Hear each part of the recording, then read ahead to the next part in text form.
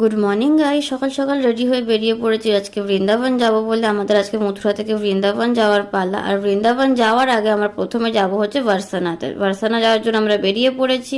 আর এদিকে বার্সানাতে আমরা চলেও এসেছি। এটা হচ্ছে বার্সানার কীর্তি মন্দির। তো মন্দিরটা খুবই সুন্দর, পুরো মন্দিরটাকে আমরা ঘুরে দেখলাম, এখানে কিছুটা সময় কাটালাম।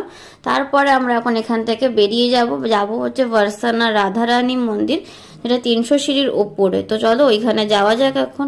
আর এদিকে আমরা চলেও এসেছি, আর আমরা এখন ওপরে যাচ্ছি, মানে 300 সিঁড়ি দিয়ে আমরা এখন মেন মন্দিরে যাচ্ছি।